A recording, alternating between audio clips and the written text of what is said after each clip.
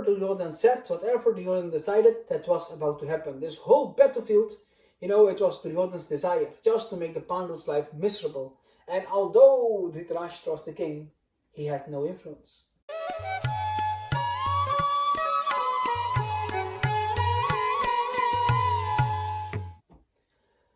Om Namo Bhagavate Vasudevaya, Om Namo Bhagavate Vasudevaya, Om Namo Bhagavate Vasudevaya. Narayanam Namaskrityam Naram Chevam Narotamam Devim Saraswatim Vyasam Tato Mudiriyet Nashta Praisho Bhadrasho Nityam Bhagavata Sevaya Bhagavati Uttama Shloke Bhaktir Bhavati Naishtigi. Hare Krishna, dear devotees, Jai Sri Radhe. So today we are going to read from the Srimad-Bhagvad Gita. Initially the first shlok, maybe a few more, but my desire is to make videos on each and every shlok of the Gita. The first shlok of the Gita is spoken by no one else than King Dhritarashtra, who was at that time ruling ancient India. Dhritarashtra was the father of Duryodhan, who caused actually the whole Mahabharata war. The first word of the Gita is also Dharam. Dharam is not man-made. Dharam is mentioned in the scriptures, and those who follow Dharam, they have a glorious life within this lifetime and also the afterlife. So once you leave the body, there is still glory. So Dhritarashtra says he was with his minister Sanjaya in the royal palace. So Sanjaya was the disciple of Vyasadeva, and he had this divya drishti. He has this boon that he could see what was happening at a distance. In this scenario, what was going on in Kurukshetra. So Dhritarashtra watched it. Dhritarashtra said, Dharam Kshetre Kurukshetre Samaveta Yutsvaha Mamaka Pandavaschaiva King Makurvata Sanjaya. Because Dhritarashtra knows, and he knew that the battle is about to take place. Today the Kauravas and the Pandavas, they have prepared to go to fight on the battlefield. He was blind, not only with his eyes, but also spiritually. Also internally he was also blind. He had no vision. He didn't know what was right and what was wrong. If someone is doing something inappropriate or something wrong, or is doing something harmful to others, then elderly people or those with knowledge or those who are in a certain position, they should stop, prevent or rectify them. But if they don't say anything, they are equally involved and equally guilty in this sinful activity. So in the first shlok, just to read the translation, that is, O Sanjaya, after my sons and the sons of Pandu assembled in the place of pilgrimage at Kurukshetra, deciding to fight, what did they do? Dhritarashtra was a bit curious. He thought, Dharam Kshetra, Kurukshetra, it is a holy place, and the Pandavas, they are very pious people. So maybe, when pious people go to an holy, auspicious place, their purity will maybe change their mind, and it will maybe change their mind. And like this, Arjuna or the Pandavas, they may decide not to fight. Dhritarashtra was hoping for this. From the other side, he thought, although my sons, the Kauravas, they are completely Maya, they are illusioned, but even they went to a place of pilgrimage to fight. So maybe by the influence of this dham, maybe their mind may become changed as well. So the Pandavas may become a bit more soft-hearted, and Kauravas, Duryodhan, he may see that actually he is wrong. That was what he hoped for, that they are assembled to fight. You have one army this side, one army that side, and what are they doing? So Dhritarashtra said to Sanjaya, Dharam Kshetra Kurukshetra Samaveta Yutsvaha. That what happened at the battlefield, at the Dharam Kshetra and Kurukshetra. So the place where this battlefield took place is called Kurukshetra. Well, in ancient days there was a great king, Kuru. and also have the Kuru dynasty. From this Maharaj Kuru came the Kauravas. So Maharaj Kuru, he did some great austerity and great worship in a certain place that later on became Kurukshetra. This battlefield is taking place within Kurukshetra, and it's also said that Brahma, prior to the creation, he also did some sacrifices within Kurukshetra. So Kurukshetra and Maharaj Kuru, who was in the same dynasty as the Kauravas. The Pandavas, although they belong to the same royal family, the Pandavas are slightly having different lineage, because the Pandavas were born from great Devtas. Yudhishthir was the son of Dharmraj. Bhim was the son of Vayudev. Actually was the brother of Hanuman. Hanuman is also Pavanputra. Arjun was the son of Indradev. And Nakul and Sahadev were the sons of the Ashwini Kumars. So that's why they don't belong to the Kuru dynasty. They are not amongst the Kauravas. They came from great personalities, because Kunti Devi, their mother, got this boon while she were with Rasamuni. So the Kauravas and the Pandavas were at the battlefield, and Dhritarashtra is asking, Mamaka Pandavaschaiva King Akruta Sanjaya. That, oh Sanjaya, what is happening between Mamaka and Pandavaschaiva? So first he is saying, my sons and the sons of Pandu. It is someone who is completely ignorant. We all know that the proper way to speak, to talk, the proper, let's say, etiquette is first you, then me. First you, then I. First they, then we. But Dhritarashtra is saying clearly, Mamaka Pandavaschaiva Kim Akrota Sanjaya. So my sons, and focus was only on his sons. And that's why the Gita, in the first chapter of the Bhagavad Gita, Sri Krishna doesn't even speak one single verse. So we can question that, why did the Gita not start from the second chapter?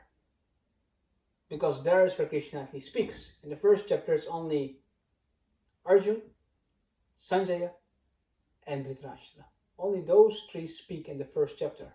But it is important to show that, a blind man, a blind and ignorant man, so blindness can be with eyes, but you can also have a no vision. Although you can see, but internally from within, you don't know what is good, what is bad, what is right, what is proper, what is improper.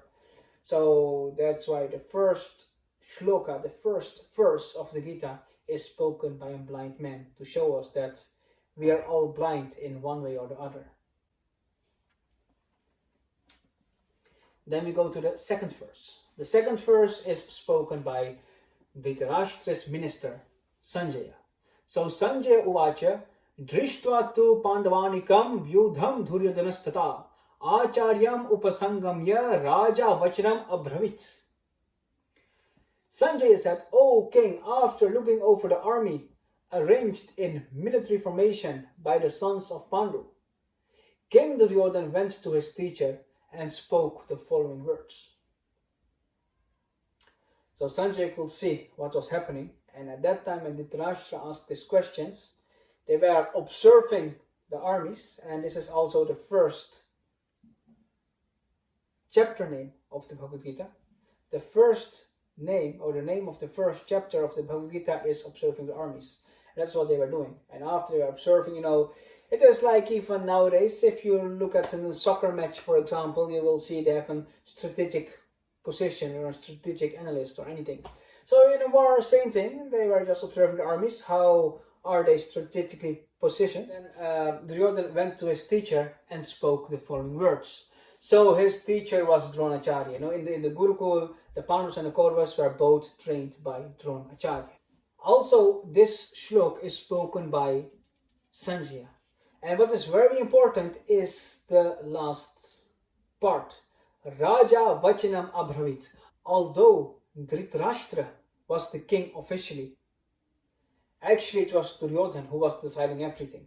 It was Duryodhana who was ruling the kingdom, but under Dhritarashtra's name. It was, let's say, he was incognito, because whatever Duryodhana said, whatever Duryodhana decided, that was about to happen. This whole battlefield, it was Duryodhana's desire, just to make the Pandavas' life miserable. And although Dhritarashtra was the king, he had no influence. So Sanjay continues in the next verse. Pasyaitam panduputranam acharyam mahatim chamum vyudham drupata putrena tavashishena dhimata. O my teacher, so O Dronacharya, behold the great army, the sons of Pandu, so expertly arranged by your intelligent disciple, the son of Drupad. And the son of Drupad was no one else than Drishtajumna. Drishtajumna is the rebirth of Eklavya, because Dronacharya, he refused to teach, although Eklavya was a very great archer who taught himself and considered Dronacharya to be his spiritual master. Dronacharya, he asked for his Guru Dakshina, for his donation, and in his donation he asked for Eklavya's stump. The same Eklavya took rebirth as Drishtajumna, also studied under Dronacharya, and that is what Duryodhana is saying now to Dronacharya, that look how your disciple Drishtajumna has well arranged the army of the Pandavas. We now go to verse number 4. Atra sura mahesha sa bhimarjuna samayudhi yayudhano viratascha drupadascha maharata. Here in this army are many heroic bowmen, equal in fighting to Bhim and Arjun, great fighters like Yudhana, Virat and Drupad. So actually, these verses, the Gita is spoken in two conversations. Actually, it's the same conversation retold. And the main fight is happening in Kurukshetra between those who are present, and then Sanjaya is retelling this. So the second conversation is taking place in the palace in Hastinapur. The last two verses, so verse 3 and 4, Duryodhana is going to Dronacharya, kind of complaining to Dronacharya that look, these people that you kind of taught, how to fight, they're not using it against us.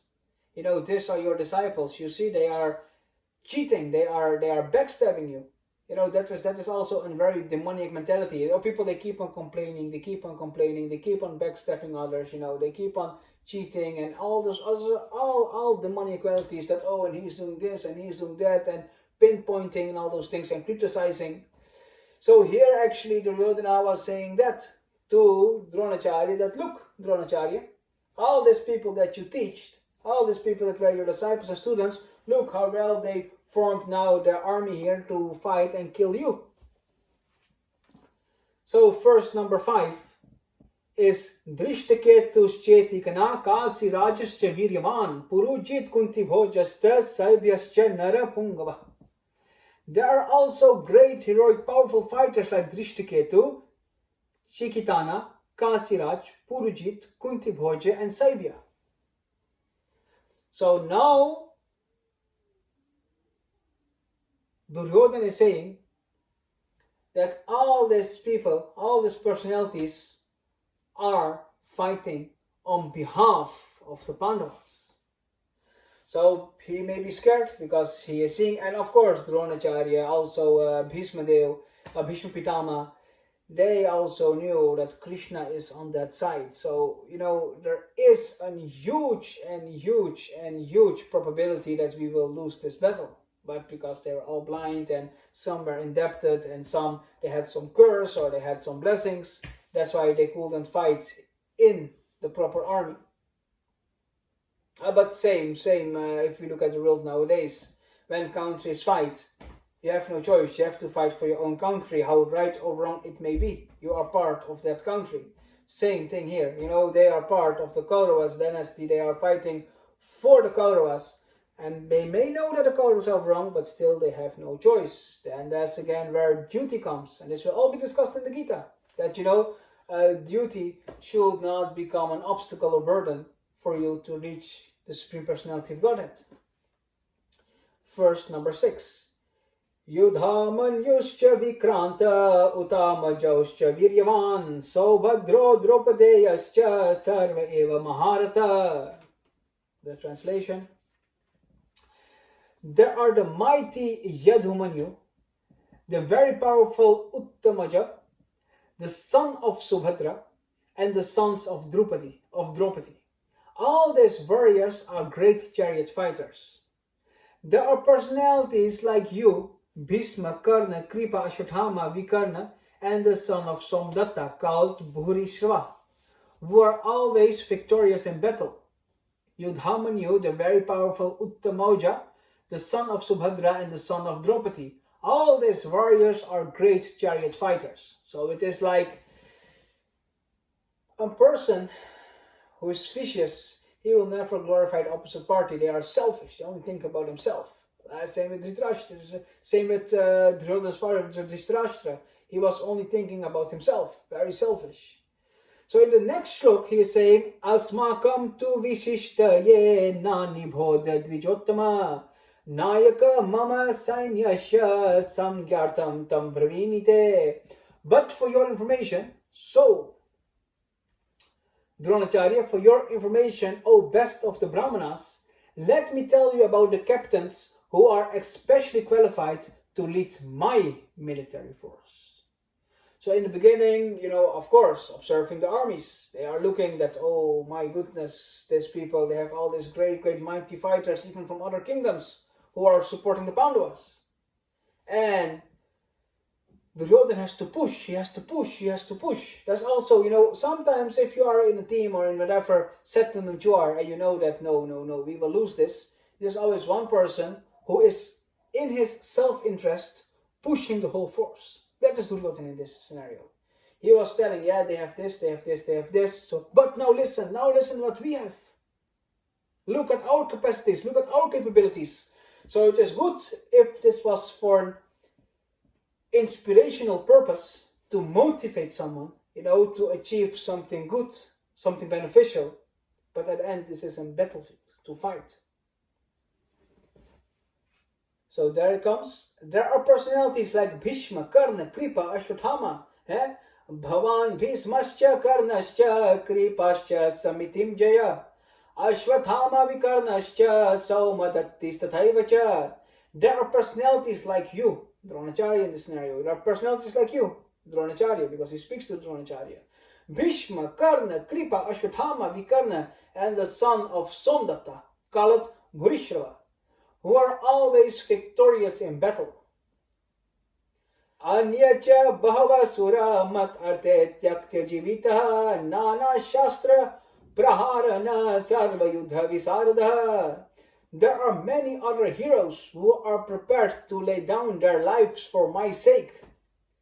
All of them are well equipped with different kinds of weapons, and all are experienced in military science. So here, this shlok is referred for people like Karna, for example.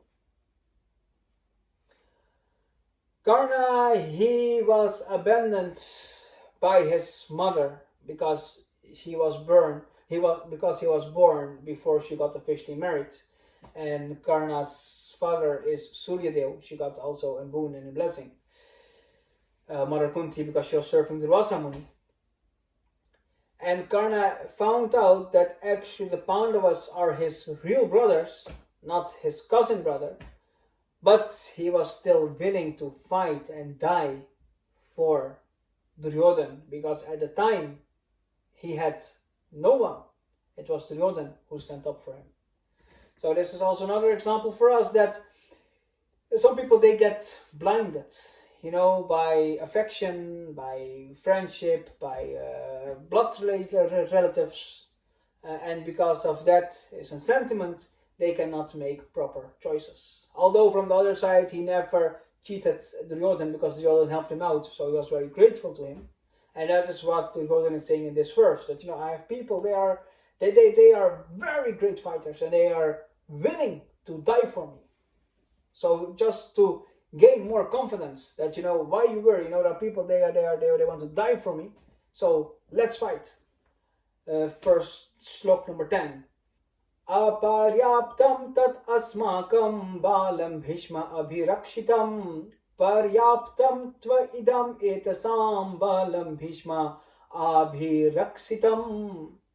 Our strength is immeasurable, and we are perfectly protected by grandfather Bhishma, whereas the strength of the Pandavas, carefully protected by Bhim, is limited.